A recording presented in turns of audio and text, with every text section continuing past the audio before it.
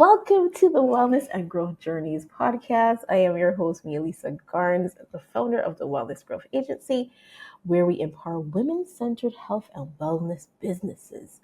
And today, it's going to be another good one. We are joined by Brittany Heyden, an expert in enhancing energy, vitality, and overall health by addressing imbalances within the body. Now, Brittany's personal health journey inspired her to adopt a root cause, functional approach to wellness. And now she helps women optimize their health so they can feel exceptional inside and out. And today she'll share her story, her approach to healing, and the tips for women who want to take control of their health. Welcome, Brittany. Yeah, thank you for having me. I'm so excited to be here. Oh my gosh, when we had our initial conversation, I was just mind blown by what we're gonna talk about today. So like, walk us through your journey, right? That began with your health challenges. Tell us about that, and then the moment that you realized something had changed, and how that led to you discovering holistic medicine. Okay, yeah, it's kind of a long story. It was nearly a 10-year process. And I was always that child that was never really healthy, had lots Okay, of allergies. So I was sick a lot as a kid, but right. it just kind of became the norm.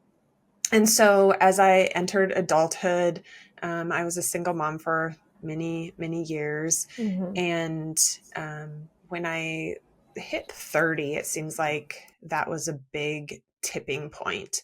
I had another child, and then I ended up developing asthma. And like I said, I'd had allergies. So, it's very common to have allergies and asthma, but this was exceedingly severe and it just kind of came out of the blue.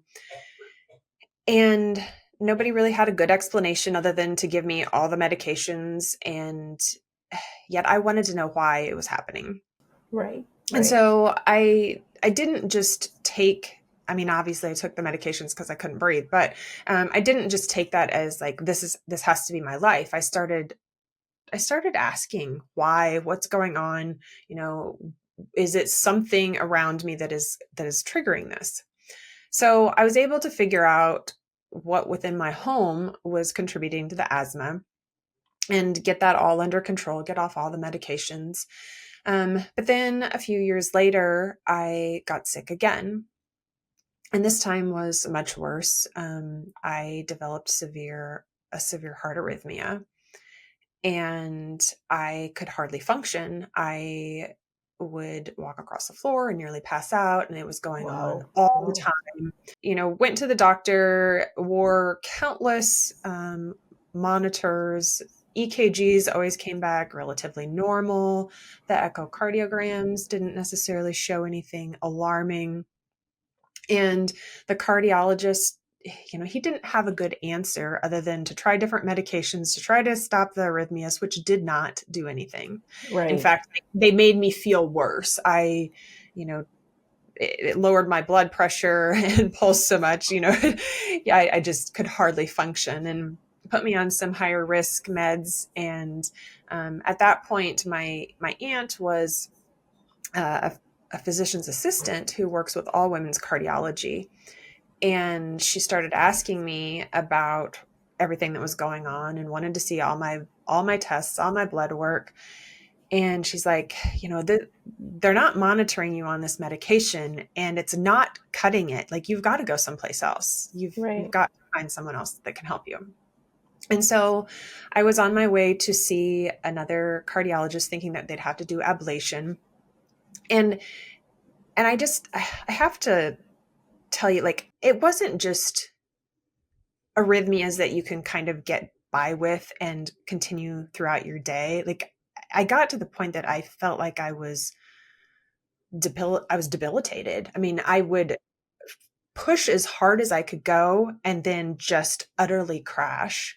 And so I would spend all weekend in bed just sobbing, trying to recoup. But every time I got up, like, I had a terrible time walking across the floor because my heart was just going crazy and no one had a solution. That must have been scary. It was terrifying because I Yeah. had 2 children, and I knew as I was lying there, my color is gray, I don't feel well, and I knew that if somebody didn't come up with an answer, the likelihood of me being alive in a year was not that great.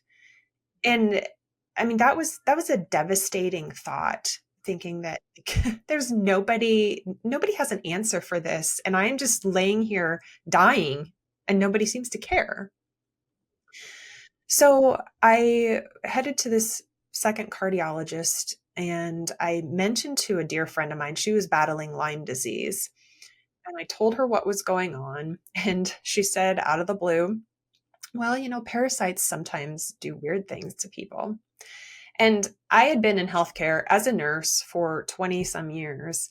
And, we made fun of people that talked about parasites because we would never have parasites. We live in the United States, Right, right, something that you only get in a third world country. But right. yet I Or was you see in so, movies. yes, or you see in movies. Yeah.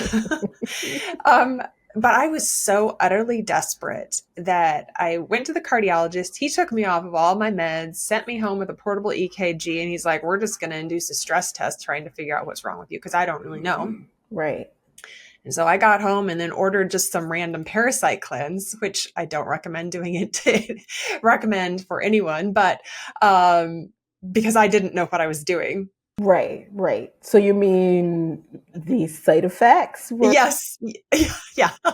I mean, they can be bad. I mean, it's called herxing, but when you're just going into it blind, yeah, they call it a Herxheimer's reaction as part of the detoxification process. So, like not knowing what I was doing, trying to pull parasites from my body if I had them, which at that time I didn't know, um, you can have these quote unquote side effects or herxing reactions, and some of them can be quite severe. besides going to the bathroom uh, Right, right. a bunch of times? Was there anything? Because when you say cleanse, I just immediately think you go into the bathroom a dozen times a day. You do go more than you typically go. So yeah, I ordered this and started it, and within a week or two, I could tell a difference in the arrhythmias. They were starting to be less frequent. And by the end of 30 days, I was hardly having any. And so I did it another 30 days and my arrhythmias completely stopped. And I haven't had one since then. And so that was like my aha moment. Something that we scoffed at was like it made a life altering change. I was sick and now I'm not. And And like just that, it was just like, parasites. yeah, I mean, it was just, oh my gosh, there is more to medicine than what I have learned. Yeah. And I need to know more. Right. Right. So, I mean, I got over that major hurdle, but unfortunately, that wasn't the end of my story.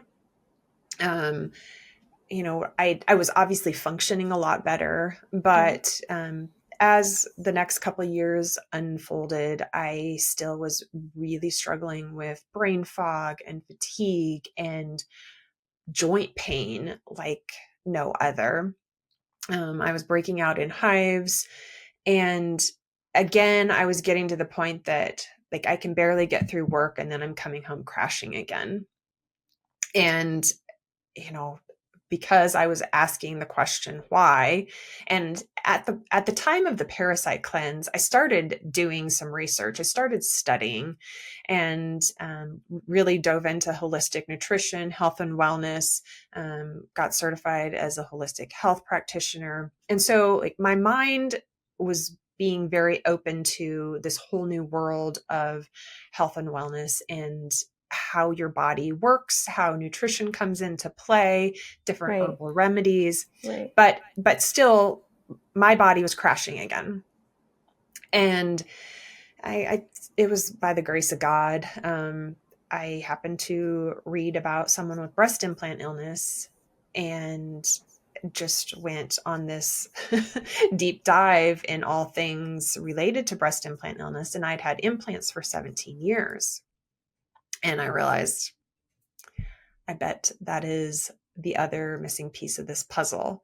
my body is toxic from these implants. Yeah. So I made a choice to have them removed, and like within the next 24 hours after having surgery, you know, the color in my skin and my eyes was much improved. My ability to think was drastically improved. You know, the brain fog was clearing. And, you know, at that time, along with everything that I'd gone through with parasites, I'm like, I have to, I have to do something. I have to help these women that are stuck like me with no answers, no Yeah. guidance. And I have to help them. I have to let them see that there is help outside of our traditional medical system, and Yeah. there are answers, because we go through life just thinking that we're crazy because we're experiencing all of these random generalized symptoms, you know, the brain fog and the fatigue and irritability and anxiety. And we're told day after day after looking at our blood work that it's all fine and Yeah. normal. Yeah. And it's Yeah. just part of It's getting normal. older, and you're a busy mom and it's expected. And those aren't answers that we want to hear. I mean, No. that leaves No. you feeling crazy and hopeless. Yes. Yeah. Because you can't get rid of these symptoms. No. I No, just have to you deal have no with idea. them. Yeah. Yeah. Yeah. You're offered antidepressants or, you know, given no direction at all. And that's It's that's sad. so tragic because for women already we live with so many things, right? Yes. So when you get to a point where we actually get up and go see help, you know that this is serious now, because they're like minor or major inconveniences that we go through, and we just kind of like, oh, I could deal with that, I could deal with that. But Yeah. then when it gets to a point where we're like, no, I need to seek help, and then when you go to get the help, you don't get any, Yeah. man. I mean, it's so discouraging. And Yeah, like, I think every woman that comes into my office has had those experiences. And it's just, it's heartbreaking, because it that's is. not how our medical system should be. Like No. they should be there to help us figure out what's going on, um, instead of just making us feel like we're nuts. Yeah, I had a conversation with another guest yesterday, and she was saying that she went years without knowing what was really wrong with her, and then at the end found out that she had lupus, and she had to look for a specialist, like somebody who specialized, because she had an inkling that maybe that might have been it. I think she had like a doctor friend or somebody who pointed her in that direction. So she actually had to seek out like a specialist and then do the test. And then the specialist like, yeah, you got lupus. And then she had like fibromyalgia and these other things. But she went years without getting a diagnosis. And yeah, they were putting on all sorts of medication that wasn't helping, just making her worse, like your situation, right? And then, like it was making her feel like something was wrong with her. She was going crazy because, she's like, my body doesn't feel right. And y'all are telling me that I'm fine, right? So to hear say the same thing, like that is just so tragic. Um, it almost makes you feel like, well, so we're not heard then, we're not. In nursing school, we are taught to listen and to be compassionate and, you know, hear what the person is saying. And I think nurses versus doctors. I mean, I wasn't trained as a doctor, so I can't speak to their education, but I mean, it's different. I mean, you know, they just have a different way of approaching how they interact with their patients and their clients. But even as a nurse practitioner and going through traditional training, you know, you are given a very clinical set of guidelines. And if this is where you're falling, this is what you do for them. Um, and it's a great guide and it's a great tool, but I think we've missed the mark in so many areas. Instead of asking the question, why is this happening? We're just giving band-aid solutions, temporary solutions to problems, and not asking the bigger question. Like, you know, when I think about all the women that I have taken care of, things kind of boil down to a few common topics.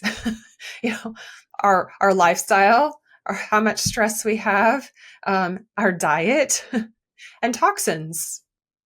You know, they can all kind of be lumped into these categories. And some people are better, they definitely are more conscientious about what they eat. But we have been, well, in nurse practitioner school, in medical school, we're not taught a whole lot about nutrition. So we can say eat better, but I had one client whose son was diabetic, and the endocrinologist advised her to cook for him like hamburger helper meals and boxed things, because that was easier to monitor how much insulin he was going to need based on the carbs. On healthy food, I'm assuming. Yes. And no nutrients or anything helpful in that at all. And so that would be the only thing you'd be eating. Yes. And I'm just like, time out. What about Whole Foods? Like, let's not get it out of a box. but we're not trained. Like, we don't know that. We aren't educated on that. So there's definitely a huge break in the system in multiple ways, I would say. Yeah. But yeah, there definitely needs to be a holistic approach to healthcare. Full stop. Where you see and take a look at all the different aspects to see what might be the root cause, like you're saying, right? Could be something as simple as you're not getting enough sleep, or Oh, I mean, sleep is tremendous. I mean, as women, obviously, the older we get, we tend to suffer more with just sleep in general. A lot of it has to do with hormonal imbalances. Yeah, it's I could awful have when you slept can't like sleep. You 12 can't. hours. No, give me 5, and Yeah. I struggling to go back to sleep. Yeah, I mean, as a younger mom, if you have lots of kids, um, you know, that's hard. There's not a lot that you can do Yeah, with your kids. Some of yeah, them are good sleepers, some of them are not. So you're just trying to do your best day to day. yeah. But how can you nurture your body? Maybe one night your husband does everything with the kids, or your in-laws keep your kids for the weekend just so you can rest. I mean, I think about this one client of mine, and she's averaging maybe 5 hours not of consistent sleep. It's interrupted every single night, and she's like, it's been this way for years, Wow, a solid wow, 5 years. wow. Like, I wouldn't be able to function on that. Me either. And Me so you're either. just going through the motions, and she's exhausted, can't Function, she can't think. think, no, she is just barely getting by every single day. And so, her cortisol levels and how her adrenals function, and how's that impacting her thyroid, because she's struggled with hypothyroidism since she was in high school. Right. And there's woman after woman after woman is dealing with the same thing. Right.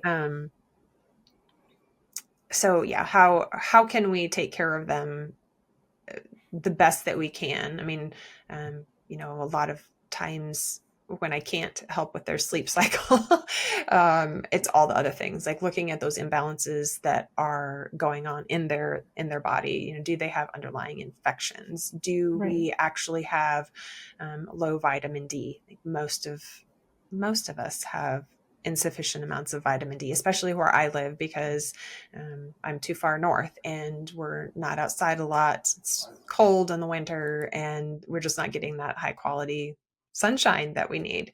Um, you know, Underlying iron deficiency is huge. It's not showing up as anemia on a complete blood count, but their ferritin levels are in the tank, so they have no reserve of iron. And I mean, that's a huge one I see all the time. Women are utterly exhausted and their iron's in the tank. And then Right. undiagnosed hypothyroidism or non-optimal hypothyroidism. Um, that's another huge problem. so many things, so many things. And I guess what is scary too is that when you think about some things like, you it's hard for you to lose weight, and you say you're feeling tired, and you have the brain fog, like it could be like a number of different things that can be happening. It could be like the perimenopause.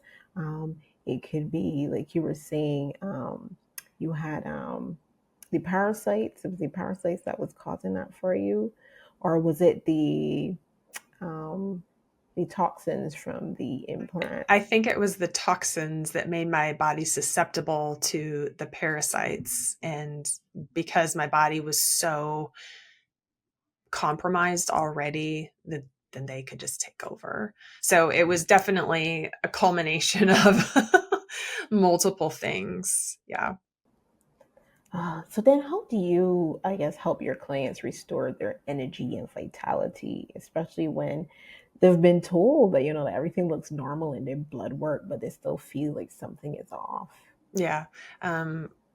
We start with blood work typically. I mean, I always do a deep dive into their health history and look for patterns, things that have happened, because it's not just something that has happened overnight. It has been accumulating for some time. So after we sit down, have our initial consult, and talk about everything I take those quote unquote normal labs and I dissect them and look at them from optimal values. So instead of having these very broad ranges, we narrow them down significantly, looking at a healthy range. And that can point to these subtle imbalances that are just getting pushed aside because they're still within In the range, yes. range. Yeah, yeah.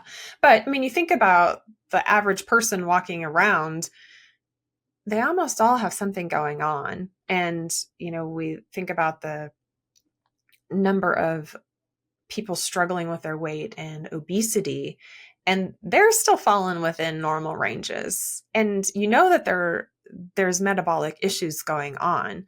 So we really need to focus on looking at smaller ranges in those lab values.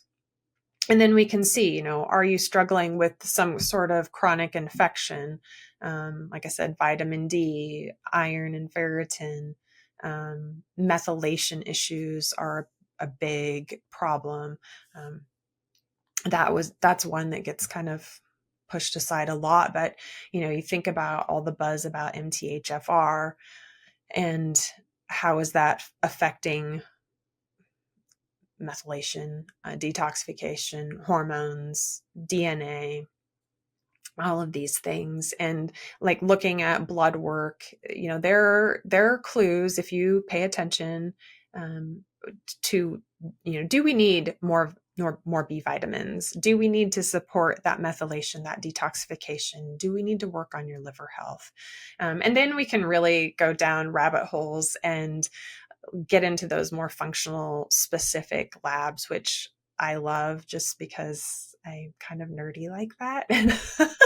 I can see like a PI or something, just or like a CSI, just like getting really looking at every little nook and cranny and cell and everything, just going into it. Well, that's good though, because that means you'll be meticulous, and if there's anything that's slightly off, then you make a note of it, so that when they talk about what their symptoms are, what they're experiencing, then you can refer back to the notes you made and be like, you know what? Well, your thing is in the normal range, but it was a slightly higher or lower than normal. Or Variations can make a huge difference, like especially if we're talking just about inflammation in general.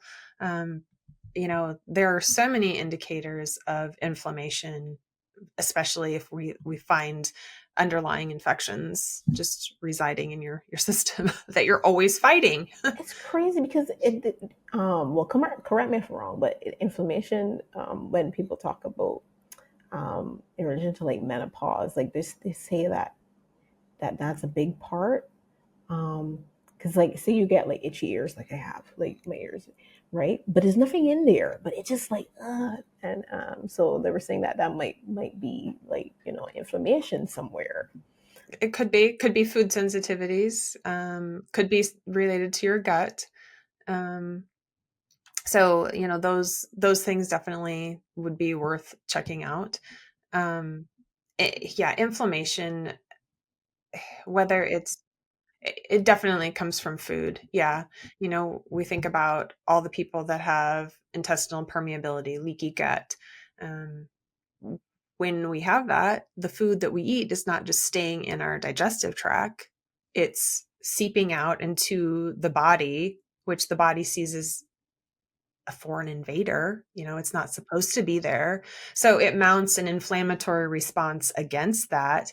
And it can land in all sorts of different places. You know, we know about gluten and the thyroid and how that can affect your thyroid function, but it can also affect your joint pain or your ears or your mental status. You know, we see a lot of people that have anxiety or depression, and you take out some of these food intolerances, and they're like, "Oh, I am not as anxious anymore."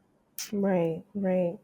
Oh, it'll be so good. Yeah, just to get to the bottom of like everything that bugs us so that we can fix it and just live like a happier, healthy life and not be, you know, miserable or, you know, moody or achy or, you know, the brain fog. The brain fog is just ridiculous. It is, I mean, you going around normal, then all of a sudden you don't know where you walk in the room to get. You know what I mean? Yeah. And it's always like, okay, I got to go back in the other room to remember what I went in that room for. I'm not sure why that works, but Or you're gonna say something, but then you totally forgot. So then you got asked them. So what did you say before? What were we talking about before? Go back there. Go back there. it's really embarrassing when that happens when I'm talking to clients. I'm like, okay, so I didn't eat enough protein this morning for breakfast. Please cut me some slack, okay? Oh my gosh, it really is. You just got, oh yeah, get to the bottom of things, and then like give yourself grace too, because it can make you feel pretty, you know, down about not being able to function at your maximum capacity. But you can't expect to do that if you don't eat properly, if you don't get at least some good rest and some sleep. That's the truth. No. And, you know, we were talking about sleep, but diet and not getting adequate protein, you know, especially as we are getting older and approaching menopause, and you know, our bodies need protein and we have no idea even how much to eat. So, you know, most women are severely under eating, and we need to up the protein intake significantly. So, like my guide is always a gram per pound of ideal body weight. So if your ideal body weight is 150 pounds, we're going to shoot for 150 grams of protein a day. And that's a lot of protein, especially when you're probably not even getting 90 grams, which is like my bare minimum. So what does that look like? Before having a look at, I guess, the package in front of you or a scale or anything, what does that look like? Say you are 150, 180 pounds. Like what? How many grams would you need? And what would that look like? Like how many breasts? Let's do chicken breasts slaps, for instance. So I always like to say like an average size egg is 6 grams of protein. Mm-hmm. A hamburger or a chicken breast, depending on the size, is going to be like around 30 grams. Right. So if you're having steak, you're going to get a significantly larger amount of that. But if you want, yeah, if you want to get in 150 grams of protein a day, you have to be very mindful. Even at the minimum of 90 grams a day, you have to be mindful. Right. So a breakfast, it would be, you know, 2 or 3 eggs. You could have some avocado toast, some sausage and bacon, maybe some cottage cheese too. And lunch, you're going to have something similar. I mean, I'd like to incorporate veggies and fiber into each meal because we don't get adequate amount of fiber. And Right. fiber is really important for digestion, feeding the good bacteria in your gut, but it's also really important for detoxification and hormone balance. Right. So if you can, if you made scrambled eggs and you put in some vegetables and some spinach to get some greens in there, that would Mm-hmm. be, more well-rounded. The other thing I always like to incorporate is those healthy fats. So like the avocado, you've got some healthy fats in that meal. Yeah. Lunch, if you take a plate of an average plate and half of it is fiber, different types of vegetables, leafy greens, and do all different colors of the rainbow. So you're getting a variety. We don't want to just eat the same thing every day. And Yeah. then your meat in the upper quarter and some sort of carb in the lower quarter. And I always say, like, eat the carbs last. Or at least in the middle. Don't eat them first because we want to balance your blood sugar. That also helps your hormones. Right. It's also going to help you sleep better because your blood sugars aren't going to be quite as fluctuating quite as much throughout the day and through the night. And supper the same way. So if you can't get that 150 grams in 3 meals, because that's a lot of food, um, sometimes we have to resort to protein shakes. Mm-hmm. And most protein shakes, one scoop is typically 20 grams. Right. So a lot of times I'll do 1.5 scoops, but then I will add some berries and chia seeds and hemp hearts and Greek yogurt. How can I bulk that up to get more protein in my diet? Because I'm not a big eater. And so being very mindful. Yeah. But the more that and working up to 150 grams is going to be something that you would have to work on. You're Right. not going Because to, I'm like, like, tomorrow, you're not going to be eating 150 grams when you're used to eating 45. You're going to be like, I right. can't function. I am so full. And no one's eating steak every night either. No, no. I mean, I live in ranch country, and so Right. there are some people that probably do eat a steak every night here, but that's not the norm for most of the world. Right. Right. Right. Um, and so yeah, people might be averaging maybe some nights maybe some salmon, some nights Yep. maybe some Salmon, fish and chicken. salmon. Yep. Those are great Chicken is options. a big Yep. dinner meat Yep. here because it's faster and Yep. easier to To prep cook. and Yep. cook. Yep. Um, And you can have chicken or salmon for breakfast. I mean, it doesn't have to just be eggs. You can have a different type of meat source. But I think we have to just get out of um, we're stuck with the idea that breakfast is breakfast food. And it doesn't have to be that. You can make a hash of some sort with sweet potatoes and greens and, either chicken or salmon and quinoa. And that's fine. It does not have to be pancakes, sausage, and bacon. I actually don't mind having eggs at nighttime. Actually, I don't mind having like an omelet. Um, I find that when I was working out pretty hard, like, and I was hungry, and I was trying not to eat like heavy too late, like I would do like a little omelet, and that would be enough for me to hold me, because I didn't like to go to sleep hungry. So, Yep. No, we want you to eat, because if we're not getting adequate protein, and I mean, then you just run the risk of, like, what's going on with your blood sugars. Are we developing insulin resistance? Then you're going to start struggling with your weight, and it just kind of becomes a snowball effect. I get you. So how do women who feel torn, like myself, between my daily responsibilities and desire to improve my health, right? um, how or what strategies do you offer us, especially when we have like these busy these lives, right? But we also want to address our health concerns. So what strategies do you, I guess, suggest or offer women? I think there's a couple things. Women have to prioritize themselves.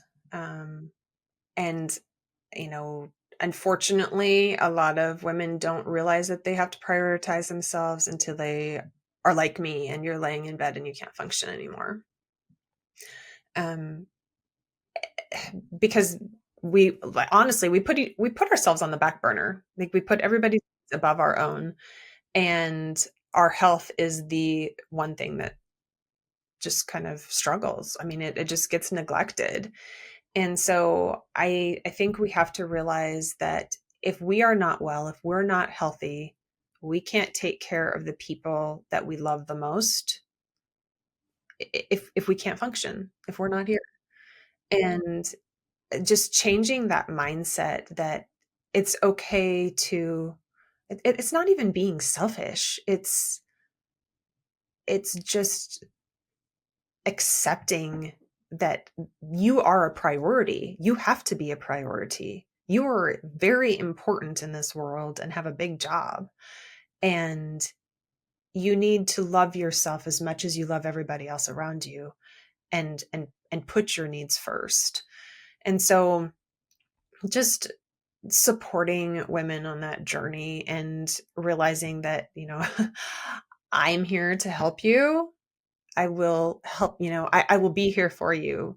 But let me help you. Let me guide you. It definitely falls in the holistic side of things, right? Because like I could hear like life coach coming out there, which would help you then to empower yourself in different areas of your life, right? So it's like, yeah, you matter, you're important, therefore you need to take care of yourself.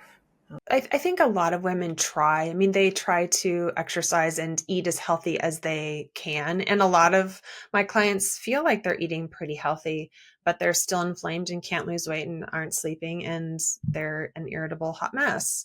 And it's just really focusing on the subtle things that are going on in their life that maybe you just really aren't in alignment. And what we did when we were 20 doesn't necessarily work when we're mid 30, 40, 50. I used to do some things, stay up really late, hardly eat, and then the weight used to just like melt off with hardly much effort, or a short amount of effort. Like maybe within a month, I'm like at my ideal like size. And now, yeah, and I could also do the exercises much easier, right? And I wasn't necessarily very healthy either. Like, I would try to not eat junk food, but then I wasn't taking stock of what I was putting in my body. Like, you know what I mean? Like saying, okay, well, I need this amount of protein, like you said, or I need these amount of fibers. I wasn't. I was just like, I need to eat vegetables and chicken. Yep. And I've always been like a relatively healthy eater, but I say that very loosely because I spent most of my life under eating. I mean, I've never been a big food person. So, that's always been an issue. But when I did eat, I mean, I think about when I was in my 20s and what was it? What was I consuming? A lot of hot dogs when I was a young mom. I remember sometimes samosas. Oh, my favorite was lamb and mashed potatoes. That was my go-to meal. Um, but yeah, I feel too. When I was younger, I was actually really picky when it comes to certain foods. Like I don't want any healthy food. I remember my granddad. He gave me vegetables one time with some sort of like salad dressing, and I demolished the vegetables. Then I was like, oh my god, we eating vegetables wrong. We got to put salad dressing on it, like this sweet one. And that, I mean, that's a great way to get vegetables down. But then on the flip side, like now I'm like, okay, well, what all is in that dressing? How much sugar is in it? How many additives do they have in it? Yes, yes. Oh my gosh. Like, Yeah, yeah. But that was it's yeah, that that was balance. definitely when I was yeah, that was definitely when I was younger. I mean, I eat the vegetables now because like, you have to. But Yeah.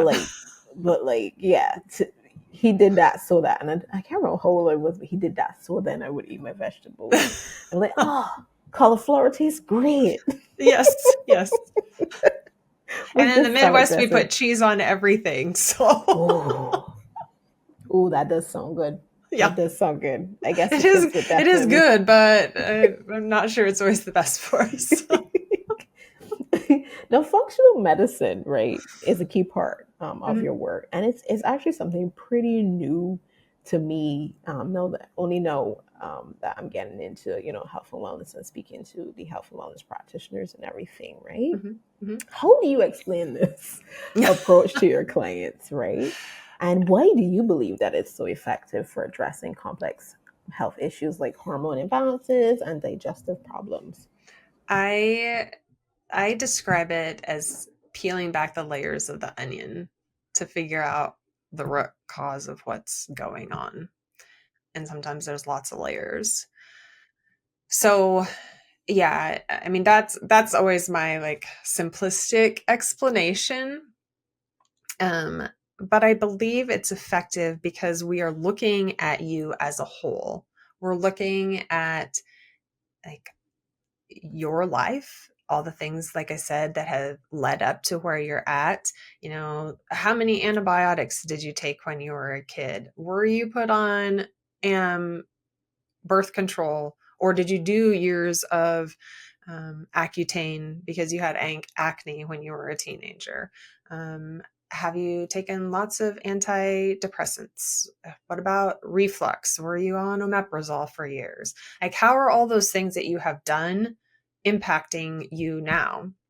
And not only that, like, what was your home life like? Did you live in a safe home? Were you exposed to trauma?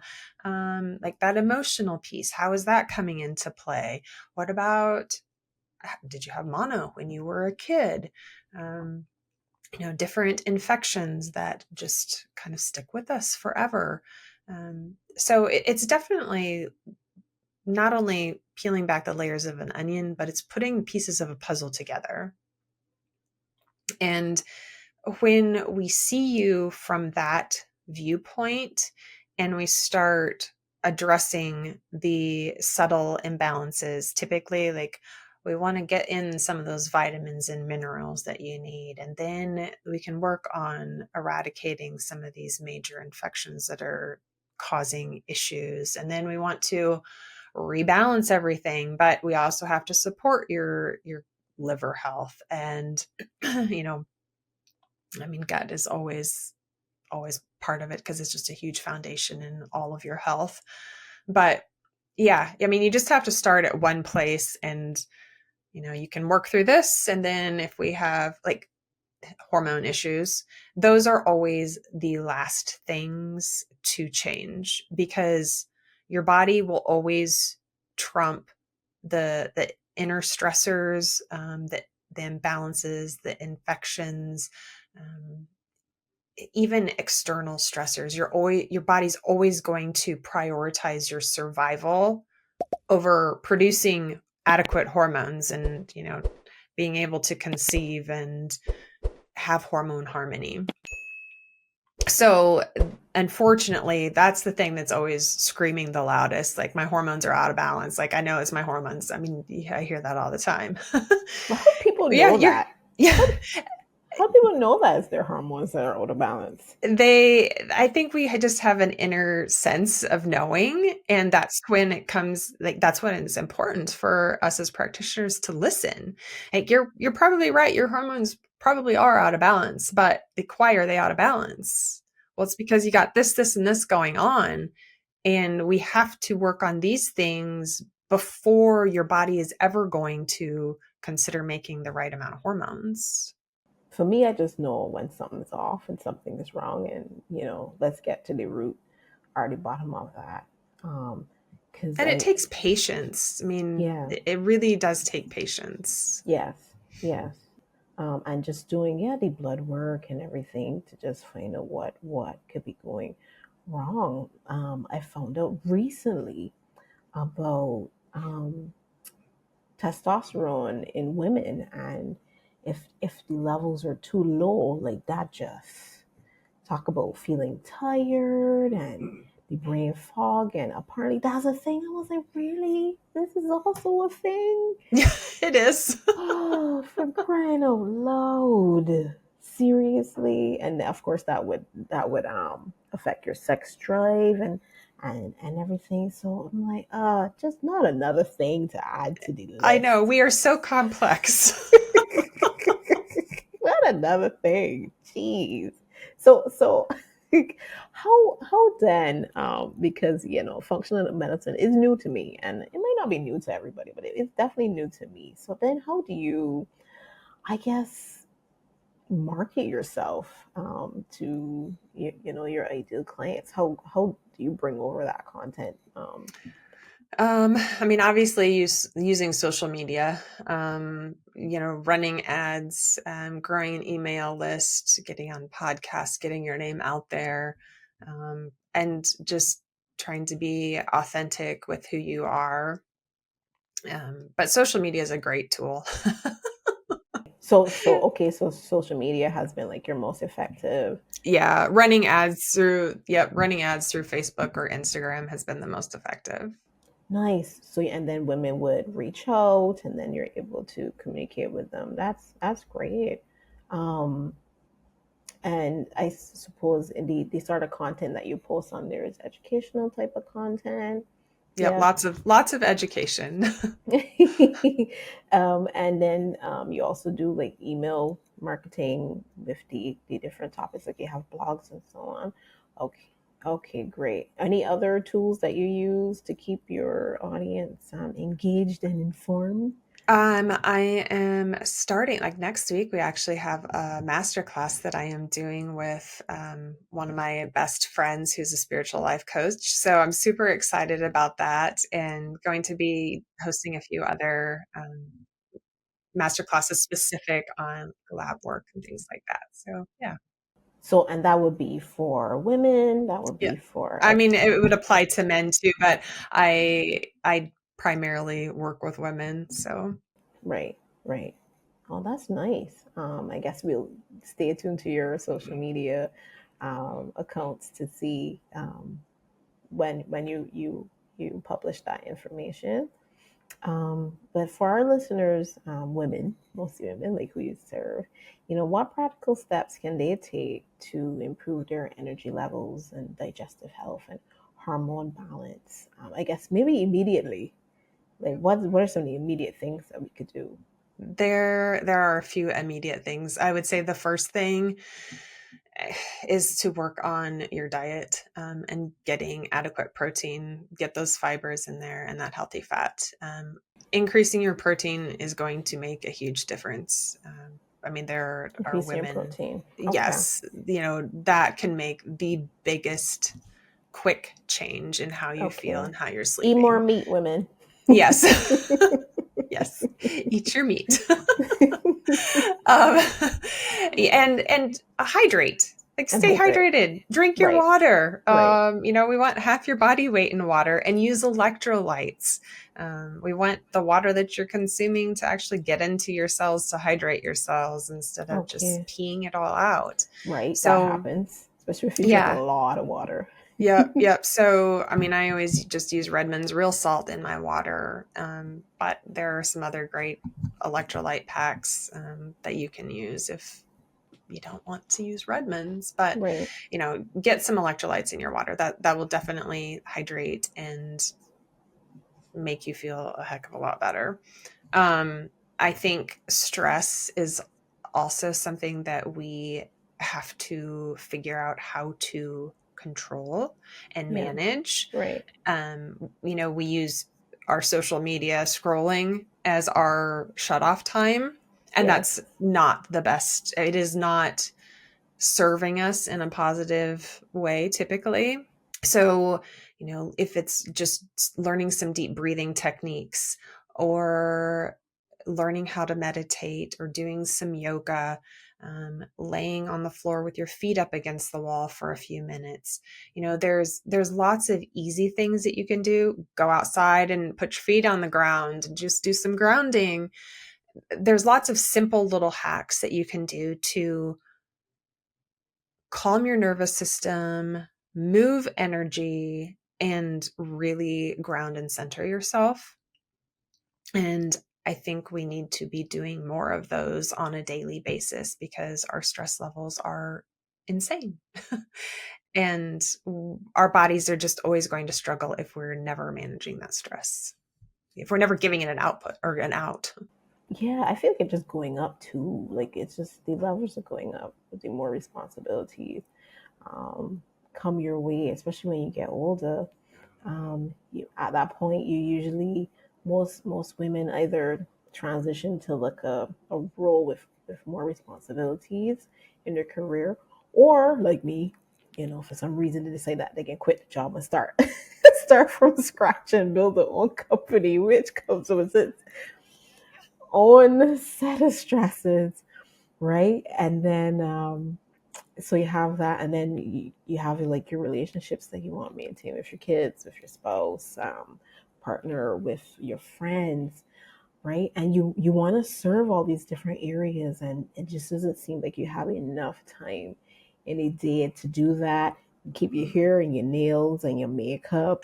It's called scheduling, but but you shouldn't have to schedule all of life because that gets a little over the top. Like be we need just to be women and be able to be like, I don't know, just careless and let things happen sometimes, and just embrace our feminine energy and lay aside all the planning and all the everything and just be. And I think we need that connection between other like-minded women.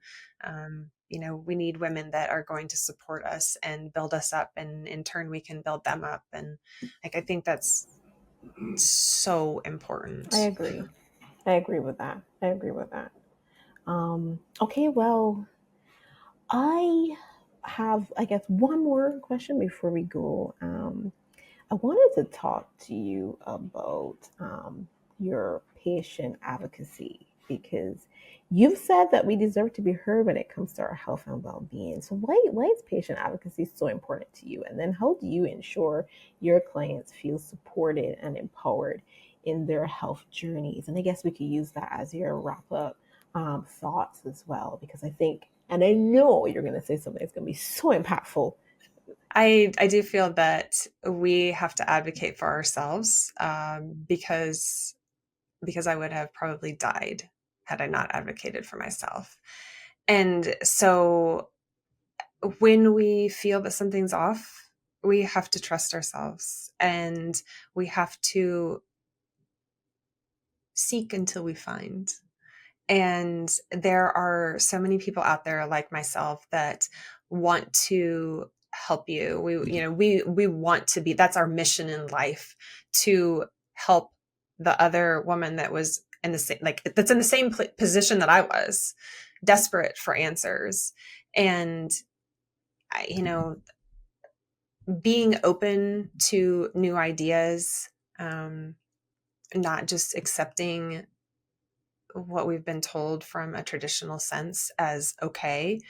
And you know do your homework, like seek until you find the right fit for you, because like I said, there are many women out there that are just open and willing to help the woman that's lost. And um, so I guess that would be my why. Just don't accept no for an answer. Like, you don't accept normal as an answer, because if you don't feel normal, things aren't normal. Thank you for that. And I always say too, like, don't suffer in silence, right? Um, you don't have to, I guess, sit still and be quiet and take it. Yeah, just go and get some help, whatever it may be, with your body, mental, physical, just yeah, reach out and even ask people, even ask, in your circle, your community, even post it on Facebook. You might be surprised, if, especially if you're in part of like a Facebook group or something. Just post it, and then you'd surprise the amount of I mean, that's how I learned about breast implant illness. right. One woman was brave enough to put her story on there, and it has it has impacted thousands and thousands of women. I mean, Right. changed my life. So just being vulnerable and sharing and asking for help it's huge. And we don't want to feel like we are weak, but we need each other. We're not here just to be figuring things out on our own. Like, we all have gifts, and some of us are called to help, and we're just waiting for you to be willing to ask for help. So Well, thank you, Brittany. Thank you so much. thank you for having me. I've enjoyed this so much. Thank you so much for joining us today. Your story of overcoming health challenges and your dedication to helping us women restore our health is truly inspiring. And if ladies listening and they want your help, it's BrittanyHeyden.com. Mhm. And what I'll do is I'll put the handles as customary on your video, and then your website in the description on YouTube, so women who need your help can find you. But Perfect. thank Thank you you. so much. Yeah, I've thoroughly enjoyed this conversation. So thank you for having me. Thank you for joining us on another Wellness and Growth Journeys podcast. Now, if you're inspired to elevate your health and wellness business, the Wellness Growth Agency is here to guide you. We specialize in tailored digital marketing strategies to enhance your client engagement, grow your practice, and improve overall satisfaction. Let's unlock the potential of your business together. Visit us at wellnessgrowthagency.com to learn more, and don't forget to subscribe to our podcast for more insightful episodes. Until next time, keep thriving, and remember, wellness is a journey. Growth is the destination.